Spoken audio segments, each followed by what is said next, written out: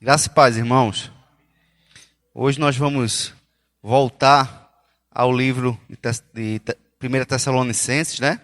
Nós demos uma pausa na semana passada e voltaremos hoje, chegando então no capítulo 2 de 1 Tessalonicenses. Então, enquanto você abre a sua Bíblia aí, em 1 Tessalonicenses 2, de 1 a 6. A primeira vez quando eu li esse texto, eu disse, rapaz, eu vou pregar para mim mesmo, né? Porque é um texto claramente que fala sobre o proceder de um pastor. Como foi, Paulo fala aqui de como foi que ele procedeu, o que foi que ele fez, como ele agiu para com a igreja de Tessalônica. Mas aí eu me lembrei, então, ao estudar o texto, eu me lembrei de tudo que nossa igreja tem feito, dos avanços missionários, fora e aqui no bairro também. Para quem não sabe ainda, irmãos, todo sábado agora tem avanço missionário, né? Seja aqui ou em Camutanga, ou em qualquer outro lugar, né? Sábado passado, ontem, né, uma equipe estava em Camutanga e uma equipe estava aqui no nosso bairro. Pegamos aqui pela rua Paraná e fomos subindo e evangelizando as pessoas que estavam na rua, as casas que estavam abertas, as pessoas que se mostravam receptivas. E nós evangelizamos aí, eu acho que em torno de 5 ou 6 casas. E tivemos tempo de evangelizar e de pregar. Fomos em 4 ontem, fomos 4. E foi assim, um tempo maravilhoso. Pessoas pararam, pessoas carentes, necessitadas da palavra de Deus. Como nós vimos, como o inimigo tem escravizado as pessoas. Pessoas que estão realmente necessitadas da graça do Senhor. E foi maravilhoso poder levar a palavra de Deus para essas pessoas. E elas escutaram, nós oramos por elas. E muitas aqui que querem conhecer nossa igreja. E nós convidamos elas. Mas é necessário algo a mais. Porque, veja, o inimigo ele está furioso. O inimigo prende essas pessoas com uma artimanha terrível. Né? Com drogas, com sexo, com mentiras. E eles estão enredados, eles precisam de mais do que uma única visita. E o plano é voltar sempre pela Rua Paraná, ir lá algum tempo, 2, 3, 4, 5 semanas, talvez até discipular as pessoas que já conhecemos e que ainda vamos conhecer. As pessoas precisam ouvir novamente e serem realmente evangelizadas e discipuladas, para que elas possam entender realmente a palavra de Deus, tomar uma decisão por Cristo. E nesse sentido, irmãos, eu quero fazer de toda a igreja, o meu objetivo, irmãos, com isso, é fazer de toda a igreja uma igreja missionária, de verdade, na prática. Todos nós somos missionários, todos fomos chamados por Jesus, fomos chamados com um propósito de proclamar as virtudes daquele que nos tirou das trevas. Então, esse é o propósito de todo crente. Não tem crente que não tenha esse objetivo, esse propósito da parte de Deus para a sua vida, que é pregar o evangelho a toda criatura. Mas, muitas vezes, por conta de dons diferentes, ou então de situações da vida, nós temos dificuldade de evangelizar pessoalmente. Temos dificuldades porque muitas vezes a gente não consegue puxar o assunto, não sabe por onde começar. E muito melhor do que qualquer congresso, muito melhor do que qualquer estudo bíblico que eu possa dar aqui, ou qualquer pregação sobre missões, muito melhor é ir. Você já vai junto com alguém que tem um pouco mais de experiência, e você já vai orando, já vai participando, já vai escutando, vendo, e daqui a pouco você vai estar também falando e pregando para as pessoas. E como eu quero que toda a igreja se envolva, eu quero que toda a igreja possa, pelo menos uma vez por mês, ir com o grupo base que já se comprometeu em estar semanalmente. Então, dessa forma, irmãos, nós vamos ir aos pouquinhos, alcançando todo o bairro. Teve uma hora que a gente subiu ali um pouco mais alto, e quando a gente olhou, é enorme. Às vezes a gente não tem noção, está aqui embaixo, no térreo, digamos assim, a gente olha para cima e vê muita casa. Mas quando você vê de cima, como é grande, como tem casa para ser alcançada. Né? E nós nos sentimos bem pequenininhos por causa do desafio que é alcançar. Então, precisamos que toda a igreja possa realmente se comprometer, para que possamos realmente alcançar o bairro casa a casa, vizinho a vizinho. Então, nesse pensamento em que todos nós somos missionários, todos nós vamos sair para evangelizar, todos nós vamos bater na porta das pessoas e falar de Cristo para as pessoas. Então, nesse sentido, todos nós vamos nos enquadrar, então, nesse texto que Paulo explica como foi o seu proceder diante dos Tessalonicenses. Diz assim o texto: Irmãos, vocês sabem muito bem que a nossa chegada no meio de vocês não foi em vão. Se você bota na revista atualizada aí, por favor. Porque vós, irmãos, sabeis pessoalmente que a nossa estada entre vós não se tornou infrutífera. Volta novamente agora para a NAA. Pelo contrário, apesar de maltratados e insultados em Filipos, como vocês sabem, tivemos ousada confiança em nosso Deus para anunciar a vocês o Evangelho de Deus, em meio a muita luta. Pois a nossa exortação não procede de erro ou de intenções impuras, nem se baseia no engano. Pelo contrário, visto que fomos aprovados por Deus, a ponto de Ele nos confiar o Evangelho, assim falamos. Não para agradar as pessoas, e sim para agradar a Deus, que prova o nosso coração. A verdade, como vocês sabem, é que nunca usamos de linguagem de bajulação, nem de pretextos gananciosos. Deus é testemunha disso. Também jamais andamos buscando elogios das pessoas, nem de vocês, nem de outros. Amém? Então, irmãos, esse texto aqui, Paulo está falando das suas reais intenções para com os Tessalonicenses. O tempo que ele estava lá. Porque havia dentro da igreja um grupo que estava tentando envenenar a igreja contra Paulo. Dizer que ele tinha más intenções, que ele tinha intenções gananciosas, que ele tinha interesses por trás daquilo. Ele queria ser sustentado pela igreja e algo desse tipo. Então, Paulo chega nesse capítulo aqui falando das reais intenções que ele tinha no seu coração. E baseado nisso, irmãos, eu quero trazer para vocês o seguinte tema: como missionários devem proceder. Como os missionários devem proceder. Missionários, irmãos, que somos todos nós, devemos sempre agir com o propósito de produzir frutos. Temos que ter um propósito de produzir frutos. Nós vamos ver, se você abrir a nova versão internacional, vai dizer assim que, irmãos, vocês mesmos sabem que a visita que fizemos a vocês não foi inútil. Quando nós vamos, irmãos, fazer uma visita missionária a alguém, ir na casa de alguém, quando nós vamos fazer uma visita até pastoral, quando você vai fazer uma visita para alguém que está longe dos caminhos do Senhor, ou quando você vai fazer uma visita para, de repente, entregar uma cesta básica, você não pode ir em vão. Você não pode ir sem propósito. Você não pode ir sem direção, sem saber exatamente o que você vai fazer e o porquê que você está indo lá. Eu não posso fazer uma visita para Camutanga sem ter, é um passeio. Não, não é um passeio. Tem um propósito. Eu não posso sair para evangelizar aqui só para passear e conhecer o bairro. Não. Eu vou com um objetivo muito claro, que é pregar o Evangelho de Cristo para que pessoas possam alcançar a salvação. Não pode ter outro objetivo. O objetivo no nosso coração é esse. Nós não sabemos quem vai aceitar, mas nós temos que ter no coração esse propósito. Senhor, como qualquer pessoa que sai para pescar, ela quer trazer peixes. E Deus chamou os crentes para ser pescadores de homens. Lá em Colossenses, no capítulo 3, versículo 17,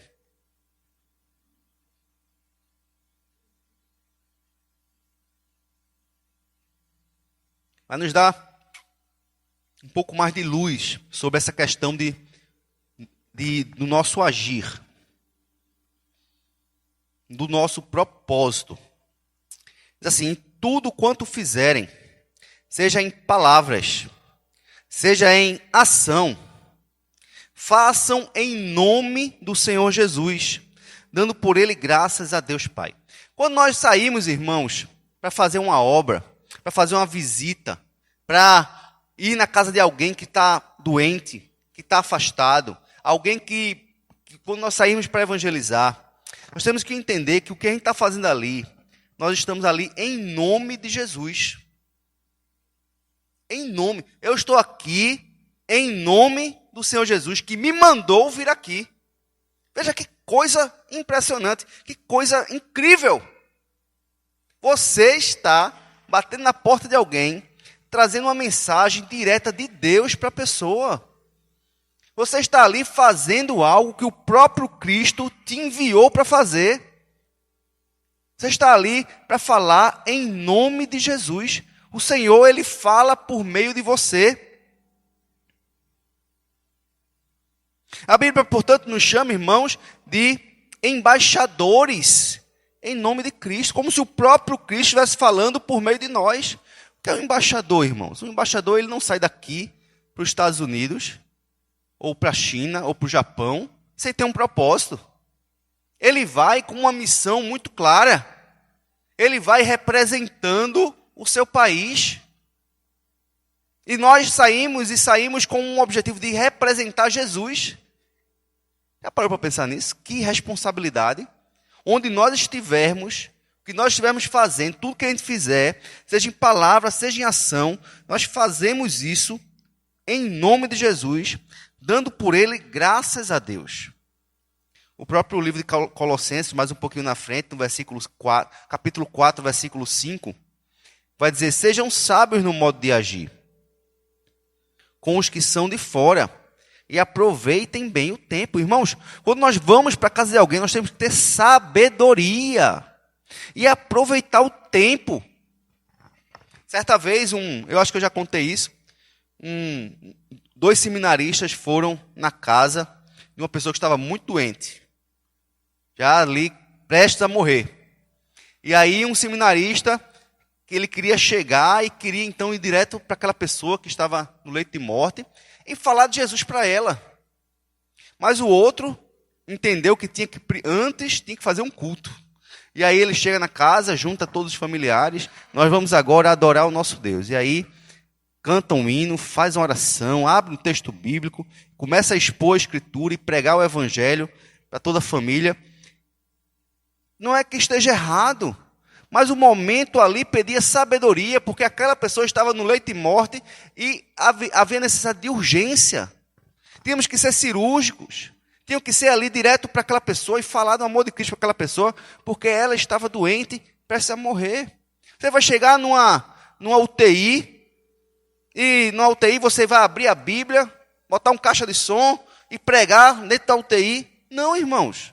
Você vai lá naquela pessoa que está doente e vai falar uma mensagem muito clara, muito direta, com propósito, com sabedoria, entendendo a situação. Ontem chegamos numa casa em que as pessoas estavam bebendo. Um deles saiu com muita tranquilidade e agradecendo nossa visita ali. Mas nós não vamos pedir para entrar num ambiente que não nos convidaram. Se tivesse convidado para entrar, eu entrava. Mas não convidou, ficamos na porta. E falamos para aquela pessoa que deu ouvidos. Então, sabedoria, o modo de agir e aproveitar o tempo. O tempo é curto. Fala o básico, fala o necessário. Chama para o arrependimento, mas faz a obra do Senhor. Faz a obra do Senhor. Então, nós temos que ter um propósito. E temos que ser frutíferos. Não pode ser em vão. Tem que ser útil. Temos que ser úteis na obra de Deus. Os missionários têm que ter essa utilidade no seu propósito. Segunda coisa, irmãos, é que os missionários devem continuar a pregar o evangelho, apesar das lutas. Irmãos, muitas vezes nós vamos ser bem recebidos, mas muitas vezes nós vamos ser escorraçados. Muitas vezes as pessoas vão bater a porta na cara da gente. Me lembrei ontem, no dia que evangelizando no sertão, agora em junho, estava eu e Letícia, e Foi Letícia, tu tava, Letícia? E a gente estava voltando, né? A gente estava voltando já para a base, e a gente, vamos entrar aqui nessa casa, estão tocando, tem música aí, tem gente. E nem todas as casas tinham gente. E a gente entrou, quando a gente entrou, que a gente chamou, foi o que fizeram, aumentaram o som da música. Dizendo claramente que não queriam ouvir o evangelho. Mas do mesmo jeito que foi aumentar o som da música, podia ser uma pedra que jogasse lá de dentro para a gente. Podia ser uma bala, podia ser um cachorro que saltasse para cima da gente. E nós temos que, apesar das lutas, estar prontos para saber que faz parte. E não é isso que pode fazer desanimar e nem parar de fazer a obra do Senhor. Veja o versículo 2. Pelo contrário, apesar de maltratados e insultados em Filipos, como vocês sabem, tivemos ousada confiança em nosso Deus para anunciar a vocês o Evangelho de Deus em meio a muita luta. Irmãos da China, irmãos da Índia, irmãos da Coreia, eles fazem, Coreia do Norte, fazem culto em cavernas, em florestas, em subterrâneos, cultos escondidos, que de vez em quando chega o órgão do governo e sai prendendo todo mundo, e alguns são torturados, presos, mortos. Mas, apesar da luta, ninguém para de fazer. Pelo contrário, a igreja só faz crescer. Esse texto que ele fala assim, fomos maltratados e insultados em Filipos, como vocês sabem, eu vou falar para vocês para que vocês saibam também o que foi que aconteceu em Filipos, com Paulo. Está lá em Atos 16, a partir do versículo 19. Quando os donos da jovem, lembra da história de uma jovem, que ele chegava lá em Filipos, e tinha uma jovem, que saía dizendo assim para Paulo assim, e para as pessoas, esse é um homem de Deus, escutem ele. E todo dia ela saía e falava isso. E engraçado que, poxa, o que é que tem de mais ele dizer que esse é um homem de Deus, escutem ele? Isso é até bom, né? Mas ela fazia feitiçarias e ela tinha um poder que atraía as pessoas. E ela, quando falava isso, era com zombaria, era com deboche. Paulo foi se enchendo. Teve um dia que Paulo parou, voltou para ela e disse assim, sai em nome de Jesus. Retira-te daqui. E aquela mulher, então, que estava endemoniada, foi livre. E a partir dali,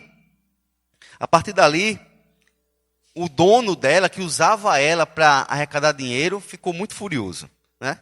Então, quando os donos da jovem viram que se havia desfeito a esperança do lucro, agarraram Paulo e Silas e os arrastaram para a praça, à presença das autoridades. E levando-os aos magistrados, disseram, estes homens, sendo judeus, perturbam nossa cidade, propagando costumes que não podemos aceitar, nem praticar, porque somos romanos. Então a multidão se levantou unida contra eles, e os magistrados, rasgando-lhe as roupas, mandaram açoitá-los com varas. E depois de lhes darem muitos açoites, lançaram na prisão, ordenando ao carcereiro que os guardassem com toda a segurança. Este, recebendo tal ordem, levou-os para o cárcere interior e prendeu os pés deles no tronco. Irmãos, eles estavam pregando o evangelho. Eles estavam falando de Jesus. Mas não significa que não haverá perseguição. É o contrário. Quanto mais nós pregarmos, seremos perseguidos. Quanto mais vivermos o evangelho, seremos perseguidos. Eles apanharam muitos açoites com vara. Muitos açoites. Mas isso não fez com que eles parassem. Pelo contrário, eles foram presos. Deus libertou eles com um terremoto. O carcereiro disse assim, vou morrer, tenho que morrer porque fugiram. Não, não faça isso. Deus foi quem, estamos aqui ainda. E aí ele se converteu, a família se converteu. Depois, quando souberam que Paulo era romano, mandaram ele, não, então manda ele sair. Não, vocês vão vir aqui pedir perdão para a gente. E aí foram lá, por favor, desculpe, mas vai embora, saia da cidade. E aí eles saem de Filipos. E eles poderiam dizer assim, rapaz, eu acho que eu vou para casa, que eu estou aqui todo machucado, porque foi muita varada que a gente levou. Não, irmãos. Eles continuaram. Eles foram passar por mais 2 cidades e chegaram em Tessalônica. Depois você vai ver em Tessalônica que também houve perseguição. E eles foram para Bereia. Perseguição em cima de perseguição, mas isso não faz Paulo desanimar. João e Pedro, se você voltar um pouquinho no Atos capítulo 4, 29, eles curaram o coxo. Vocês lembram da história? Eles chegando para o templo, e ali o coxo pedindo uma esmola: se não temos nem ouro nem prata, mas o que nós temos te damos, levanta e anda em nome de Jesus. Essa cura nesse jovem, nesse homem que era coxo, foi o maior rebuliço entre os judeus. Anás, Caifás, juntaram o sinédrio, chamaram Pedro e João, e perguntaram o que foi que eles fizeram. Eles disseram: olha, nós pregamos o nome de Jesus que vocês mataram. A gente vai falar um pouquinho mais desse texto na frente. E depois que eles foram, não, então vai embora. Vão embora, mas não falem mais de Jesus. Eles pegam e dizem: nós não podemos parar de falar de Jesus. Também vou falar um pouquinho mais na frente. Mas o que eu queria falar aqui nesse instante é quando eles chegam na igreja. Eles chegam na casa dos irmãos que estavam orando por eles. E eles começam a orar. E uma parte da oração poderia ser assim: Senhor, nos livra, Senhor, da perseguição. Nos livra, Senhor, de tanto sofrimento. Pai, nos dá um tempo melhor para que possamos livremente pregar o Teu Evangelho. Mas não foi isso que eles oraram. Aí o versículo 29 e 30 fala o que eles oraram. Veja: agora, Senhor, olha para as ameaças deles e concede aos Teus servos que anunciem a Tua palavra com toda a ousadia. Enquanto estendes a Tua mão para fazer curas, sinais, prodígios, por meio do nome do Teu santo servo Jesus. Irmãos, o desejo deles não é que tivesse um alívio. É: Senhor, nos dá ousadia, nos dá intrepidez para continuar. Enquanto a gente continua, Senhor, Deus vai fazendo a obra, curando, salvando. Estende a Tua mão, Senhor, nos dá ousadia. Eles não pediram tempo bom, irmãos, eles pediram ousadia, coragem, intrepidez. Muitas vezes nós não temos nem coragem de sair da cama, irmãos, para fazer a obra de Deus. Porque para viajar para Camutanga, a turma tem que estar aqui de 6 da manhã. Teve que acordar às 5. Num sábado, a semana toda de trabalho, de correria, dificuldade. E às 5 da manhã, está em pé, tomando café, arrumando as coisas para viajar de 6 da manhã. Irmãos, não devem ter coragem nem de fazer isso. Quanto mais se tiver uma ameaça de algum problema, é que a gente não vai mesmo. Não vai mesmo. Como estamos longe, irmãos, desse tipo de oração, o Senhor concede-nos ousadia. Somos muitas frios, sabe, envoltos em nós mesmos, na nosso descanso. Eu trabalho tanto na semana, o sábado é o meu dia de descanso, de lazer. Eu sei que é, irmãos. Mas os tempos estão se aproximando, a volta de Cristo é iminente. E a necessidade da gente trabalhar mais é fundamental, é necessário. Não podemos esmorecer, não podemos ficar: mas Tu sabe, né, Senhor? Não, irmãos. Você precisa pedir a Deus ousadia, propósito, força, fé, para continuar fazendo a obra de Deus. Terceira coisa, irmãos, é que a mensagem do missionário, ela não deve ser dada por motivos pecaminosos ou por avareza. Veja o versículo 3. Pois a nossa exortação não procede de erro ou de intenções impuras, nem se baseia no engano. Nós não vamos abrir uma igreja ou plantar um trabalho ou fazer algo com intenções de ser visto, com intenções de ser adulado, com intenções de ser bajulado, com intenções financeiras. Eu não vou abrir uma igreja porque essa igreja aqui vai me dar uma condição, vai me sustentar. Não, irmãos. Mas é muito disso que nós temos visto hoje em dia. Pequenas igrejas, grandes negócios. São empresas, são franquias, com intenções impuras, maldosas. 2 Pedro, capítulo 2, versículo 1, Pedro vai falar sobre isso. Assim como surgiram falsos profetas no meio do povo, também haverá falsos mestres entre vocês. Eles introduzirão heresias destruidoras, chegando a renegar o soberano Senhor que os resgatou, trazendo sobre si mesmos repentina destruição. E muitos seguirão as suas práticas libertinas, e por causa deles o caminho da verdade será difamado. Movidos por avareza, eles explorarão vocês com palavras fictícias. Mas para eles a condenação decretada há muito tempo não tarda, e a destruição deles não caiu no esquecimento. O versículo 14 do mesmo texto vai dizer assim: eles têm os olhos cheios de adultério e são insaciáveis no pecado, enganam almas inconstantes e têm o coração exercido na avareza.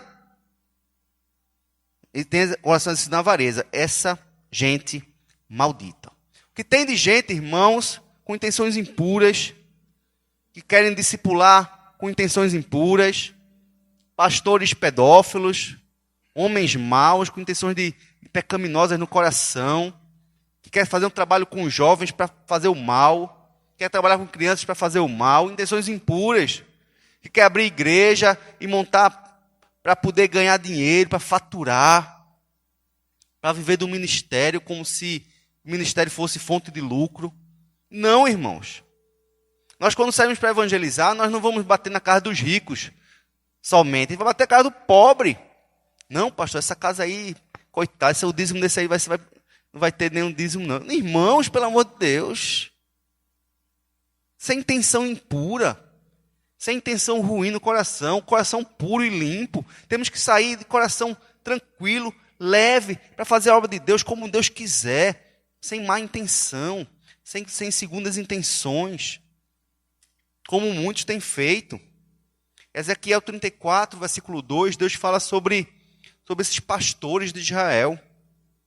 Ezequiel 34, 2, diz assim: filho do homem, profetize contra os pastores de Israel, profetize e diga-lhes: assim diz o Senhor Deus, ai dos pastores de Israel, que apacentam a si mesmos.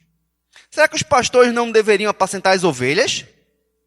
Vocês comem a gordura, vestem-se da lã e matam as melhores ovelhas para comer, mas não apacentam o rebanho. Então são mestres, falsos profetas, falsos pastores, que estão à frente de muitas e muitas igrejas, de muitos e muitos ministérios, com intenções maldosas, de lucro próprio, de destruir a igreja por meio de heresias, de arrastar a multidão, como muitas denominações têm feito, arrastado multidões para engano e para o inferno. Quarta coisa, irmãos, a palavra não pode ser pregada para agradar homens. Não podemos ter esse milindre, mas se eu falar isso, as pessoas não vão gostar. Se eu disser que falar em pecado, pastor, no evangelismo, as pessoas vão fechar a porta, o cara está bebendo, eu vou falar de bebida, eu vou nada. Irmãos, você quer fazer um jeitinho, levar o evangelho gostosinho, palatável? Não é assim, mas a verdade tem que ser dita. A verdade tem que ser dita porque é a palavra de Deus. E a palavra de Deus, ela não volta vazia. Diz assim o versículo 4 e 5 do nosso texto. Pelo contrário, visto que fomos aprovados por Deus, a ponto de Ele nos confiar o evangelho, assim falamos. Não para agradar pessoas, e sim para agradar a Deus, que prova o nosso coração. A verdade, como vocês sabem, é que nunca usamos linguagem de bajulação, nem de pretextos gananciosos. Deus é testemunha disso. Em Atos dos Apóstolos, aquele texto que a gente estava lendo, a resposta dos apóstolos João e Pedro para os fariseus foi o seguinte: saibam os senhores, todos, e todo o povo de Israel, que em nome de Jesus Cristo Nazareno, a quem vocês crucificaram e a quem Deus ressuscitou dentre os mortos, sim, em seu nome é que este está curado na presença de vocês. Veja, vocês crucificaram. Imagina, irmãos, você na frente, imagina o juiz da cidade, ou você na frente de Alexandre, o Grande, né? E Alexandre o Grande lá, e perguntando por que você está pregando o evangelho, isso, aquilo, outro. E você então, na frente dele, você tem que falar a verdade na cara dele, sabendo que teria consequências. Imagine hoje você desafiar Alexandre o Grande do Brasil, o Supremo Tribunal Federal, hein? E você falar na cara dele o que ele precisa ouvir. Precisa de coragem ou não? Claro que precisa de coragem. Como não? E aqui eles estavam na frente do sumo sacerdote, dizendo: vocês mataram o Cristo que nós estamos pregando e que curou aquele homem. Falou na cara. Esse Jesus é a pedra que vocês, os construtores, rejeitaram. Mas ele veio a ser a pedra angular. Ele veio a ser a pedra angular. E não há salvação em nenhum outro, porque debaixo do céu não existe outro nome, nenhum outro nome dado entre os homens, pelo qual importa que sejamos salvos. O que é que ele estava dizendo? Vocês vão para o inferno, porque vocês não creem em Jesus. Não existe outro nome pelo qual importa que sejamos salvos, e vocês, construtores, estão rejeitando a pedra angular. E vocês, sumo sacerdote e a corja, vai tudo para o inferno. Coragem, falando na cara, dizendo a verdade para homens grandes. Esse é o chamado de um pastor, de um missionário, de um homem de Deus, que não teme falar a palavra de Deus. Assim foi Pedro e João, dando o exemplo para a gente. Chamando-os, ordenaram que de modo nenhum, aí ficaram calados, né? Ouviram, mas olha, mas não fale mais do nome de Jesus, não. Não ensinem mais o nome de Jesus. E aí o versículo 19, Pedro e João responderam: Senhores, vocês mesmos julguem se é justo diante de Deus ouvirmos antes aos senhores do que a Deus, pois não podemos deixar de falar das coisas que vimos e ouvimos. Não só jogaram na cara, disseram que eles eram assassinos, disseram que eles estavam rejeitando a pedra angular, que eles iam para o inferno, e ainda disseram na cara: e nós não vamos parar de falar. Importa antes obedecer a Deus do que aos homens. Importa antes obedecer a Deus do que aos homens. Não podemos pregar, irmãos, para agradar pessoas. Essa forma de pregar, que é a forma expositiva, no qual nós vamos pregando de forma sequenciada todo o texto, versículo por versículo, ele é uma forma de pregar. Tem que ter coragem de pregar assim, porque muitas vezes, irmãos, vai tocar em situações que encaixa direitinho com a situação atual de uma igreja, de uma forma geral, ou de forma específica para a vida de pessoas, que às vezes a pessoa vai dizer: olha, esse pastor, ele está pregando, ele está sabendo alguma coisa da minha vida. Como já chegaram para mim: pastor, se lhe disseram alguma coisa, foi que o senhor estava falando para mim. Não, irmãos, só estou pregando a sequência do texto. E é o texto que fala isso. Então não podemos falar para agradar homens. Não importa agradar homens, importa agradar a Deus. Então é a sequência. Doa a quem doer. Assim tem que ser o missionário. Quarta coisa, irmãos, a quinta coisa, desculpe, é que os missionários, eles não buscam reconhecimento humano. Nosso pagamento não é desse mundo, irmãos. Nós não pregamos e fazemos obra para aparecer, para dizer assim: ó, como o pastor Diogo, veja como ele é um homem assim, assim, assado, ó, o trabalho que ele faz. Não, irmãos, porque se for assim, eu estou frito. O meu reconhecimento já estou recebendo dos homens, de Deus eu não vou receber nada. Como os fariseus que chegavam no meio da praça, levantavam altas mãos, faziam longas orações, para quê? Para serem reconhecidos pelo povo. E Jesus fala assim: a paga deles, eles já receberam. Queira ser reconhecido. De Deus, eles não vão ter nada, pelo contrário. Muito pelo contrário. O versículo 6 diz assim: também jamais andamos buscando elogios das pessoas, nem de vocês, nem de outros. Não podemos fazer a obra de Deus com o intuito de receber elogios. Isso acontece muito em igreja e nós gostamos muito do good job. O americano gosta muito do good job. Bom trabalho. Eles gostam de ser bajulados. Gostam de ser incentivados. Gostam de ser reconhecidos. Good job. Bom trabalho. E eles se animam quando recebem o good job.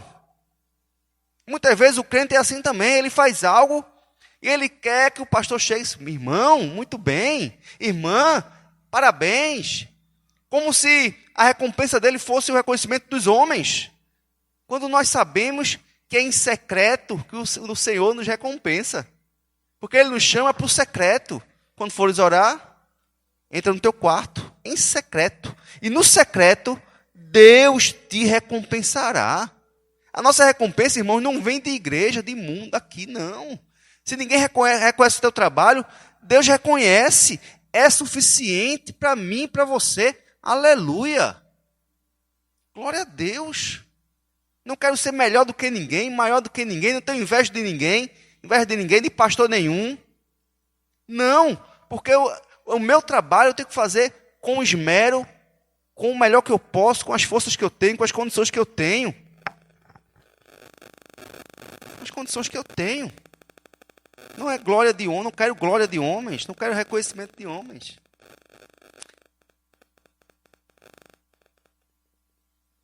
Em Atos dos Apóstolos, capítulo 14, versículo 11, Paulo e Barnabé passam por uma situação interessante.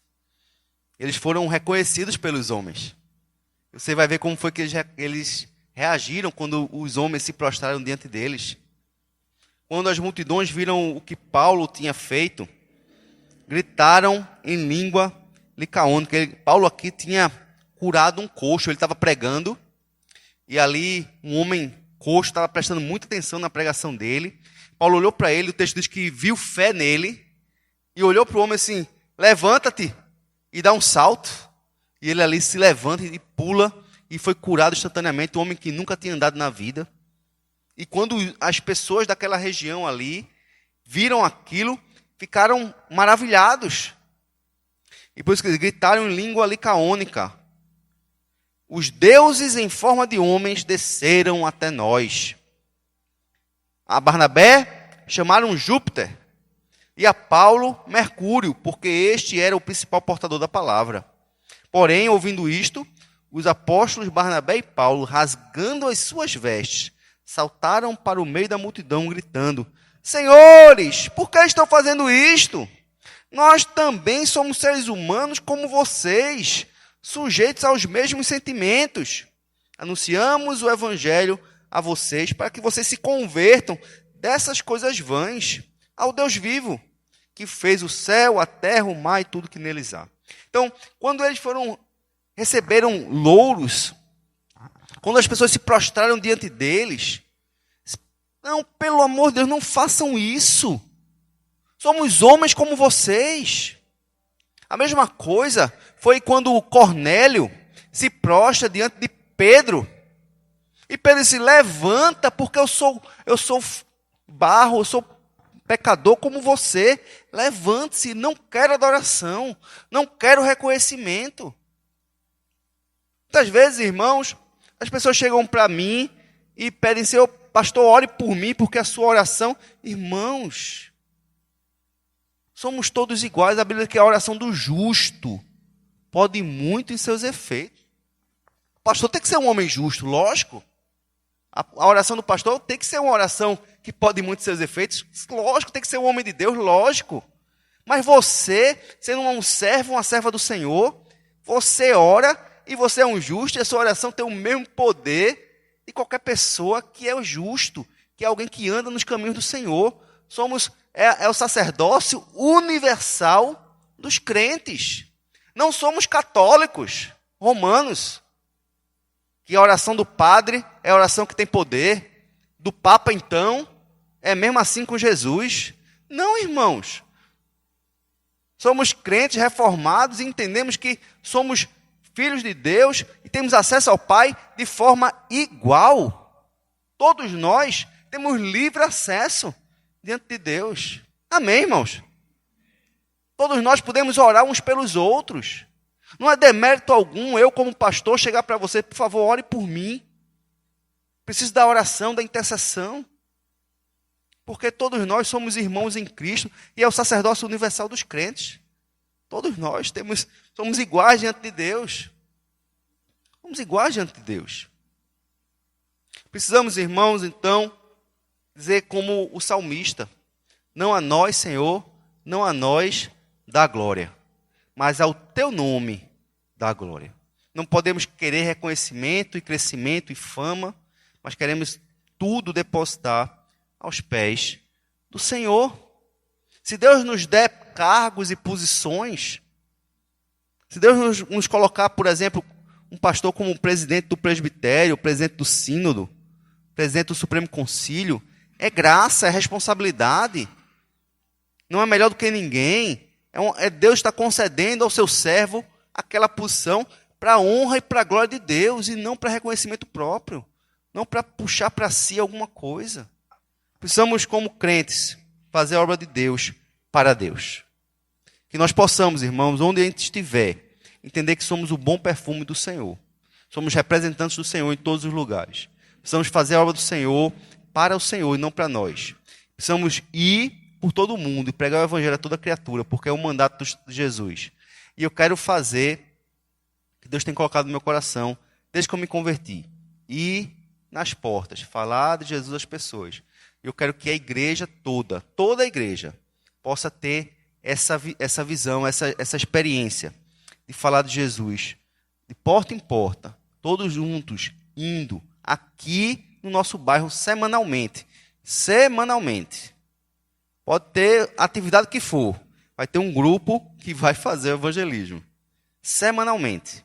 Para que a gente possa alcançar o bairro e a igreja ser verdadeiramente relevante no nosso bairro. Amém, irmãos? Que Deus tenha misericórdia de nós, que você possa, nesse instante, baixar sua cabeça. Eu quero que você ore ao Senhor. Diz assim: eis-me aqui, Senhor. Eis-me aqui. Ou envia-me a mim. Eu quero ser esse missionário que prega a palavra para a honra e glória do Senhor, fazendo a obra de Deus nesse mundo. Ore nesse instante, se consagre a Jesus. E eu quero que você coloque esse ministério como um ministério para você participar também. Em nome de Jesus.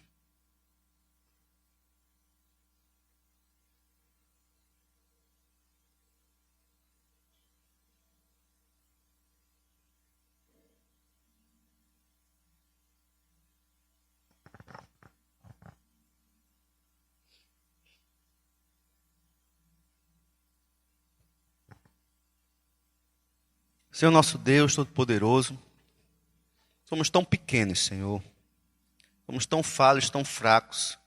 Às vezes agimos, Pai, por egoísmo, por vanglória. Queremos te pedir perdão, Senhor, se alguma vez a gente fez algo para o Senhor, mas não era para o Senhor, era para nós.